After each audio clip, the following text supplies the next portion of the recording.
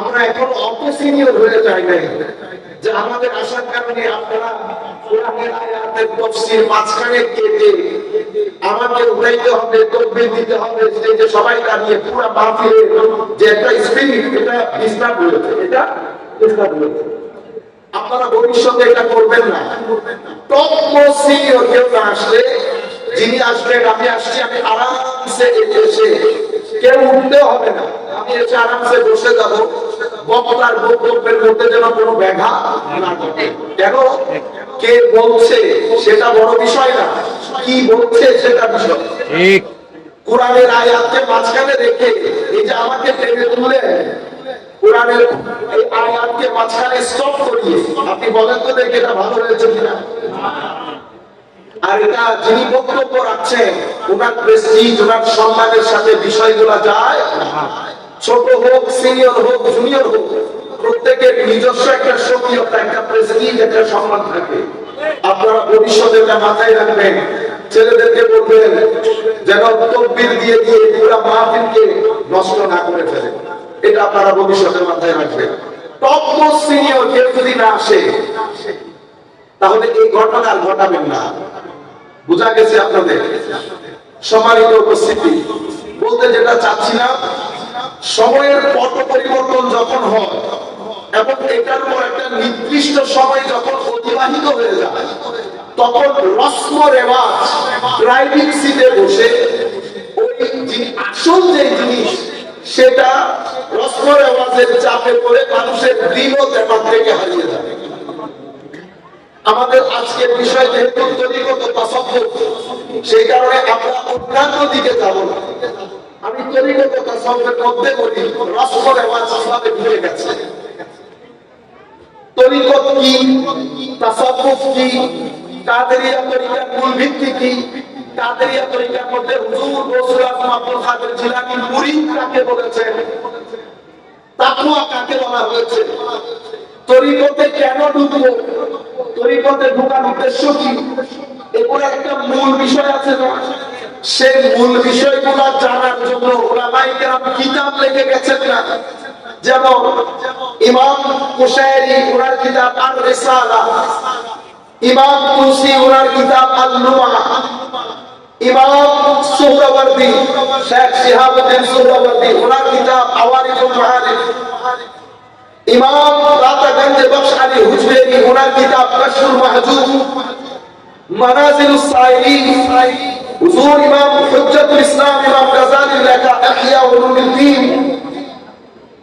এই তাবত কিতাবগুলো কুতুব কুলুব, এই তাবত কিতাবগুলো হচ্ছে তরিকত এবং তাসাব্বুফ।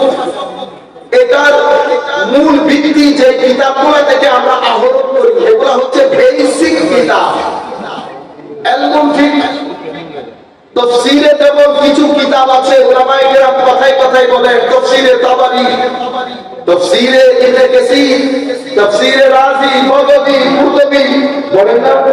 এখানে হাদিসের কথা যখন আসে, হাদিসে বড় বড় ৬-৭টা কিতাব ও বিশুদ্ধ ৬টা গ্রন্থের কথা আপনারা সব সময় শুনেন।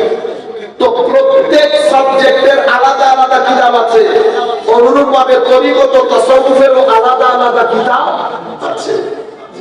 এই কিতাবগুলো আমাদেরকে বলছে তরিকত কি জিনিস, তাসাউফ কি জিনিস, তওবা কি জিনিস, তরিকতে কেন আসা প্রয়োজন, ওলি কাকে বলে, মুর্শিদ কাকে বলে, মুরিদ কাকে বলে।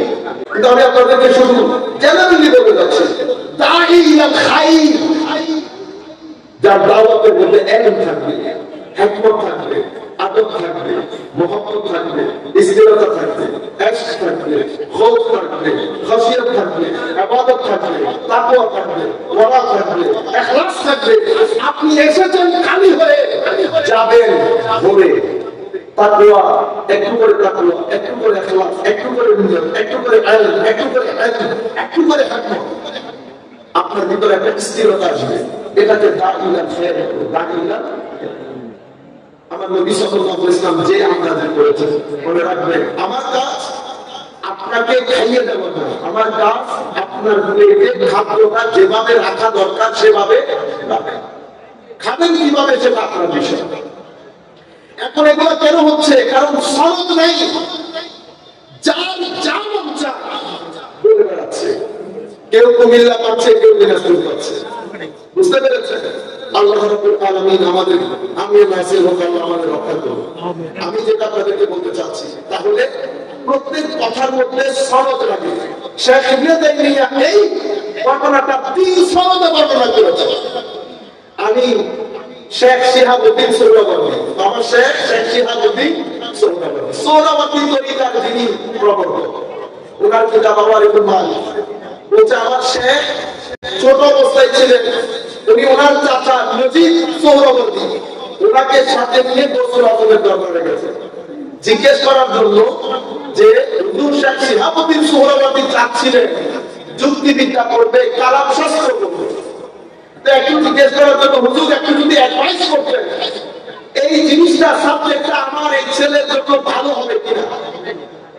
কেউ কাউকে বলে নাই হুজুর গোসল আজম নামাজে দাঁড়ালেন, জোহরের নামাজ, হঠাৎ করে নামাজ শুরু করে নাই, পিছনে ফিরে নজিব সোহরাওয়ার্দীকে বলছে, হে নজিব, লা হুয়া মিন যাতিল কবর ওয়া লা হুয়া মিন যাতিল কবর, যে বিষয়টা তোমার ভাতিজা পড়তে যাচ্ছে সেটা কবরে কোনো কাজে আসবে না। এখনো কিন্তু নজিব সোহরাওয়ার্দী বলে নাই।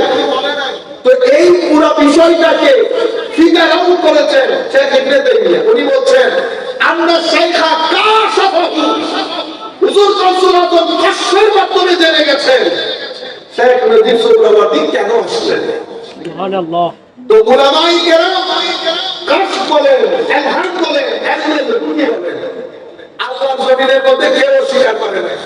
যে তিনজন এটাকে অস্বীকার করতে পারতেন, ইমাম শাওকানি, ইমাম ইবনে কাইয়িম আল-জাওজি, শেখ ইবনে কাইয়িম ইবনুল কাইয়িম আল-জাওজি এবং দুইজনে শেখ ইবনে তাইমিয়া, এই তিনজন মেজাজের দিক থেকে, ইলমি মেজাজের দিক থেকে অনেক, শব্দ কোনটা বলবো, এক্সট্রিমিস্ট বলবো, গরম মেজাজ এবং অনেক কনজারভেটিভ। বুঝতে পারতেছেন? এই তিনজনও এই তিনটা জিনিসকে অস্বীকার করতে পারে।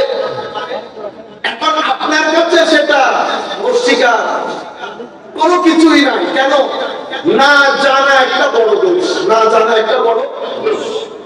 আমি আপনাদেরকে যেখান থেকে শুরু করেছিলাম, যে আমাদের এখানে যারা অস্বীকার করে মোস্টলি না জেনে করে। জিজ্ঞেস করেন কোনদিন পড়েছেন কিনা, মনে করি নাই, পড়ার সময় আছে না।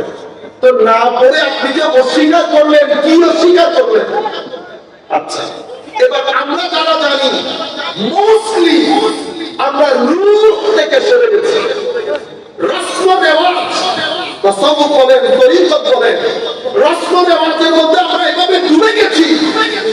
পরবর্তী প্রজন্ম, মানে এখন যাদের 5 বছর, তারা যখন 20 বছর হবে, তারা বুঝবেই না তরিকত তাসাউফ জিনিসটা কি ছিল, বার্গার, চিকেন ফ্রাই কি ছিল। বুঝতে পেরেছেন? এবং কারামাত বলতে বলতে পুরো রবিউল ইসলাম মাস শেষ হয়ে যায়। কি বলতে বলতে? কারামাত বলতে বলতে শেষ পর্যন্ত হুজুর গোসল আজম কোন সালে জন্মগ্রহণ করেছেন সেটাই বলে দিয়েছে। কোন সালে দুনিয়া থেকে গেছেন, কি বলে গেছেন, মুরিদ কাকে বলেছেন, কেন স্কুল খুলেছে, কোনো কিছুই আমরা জানি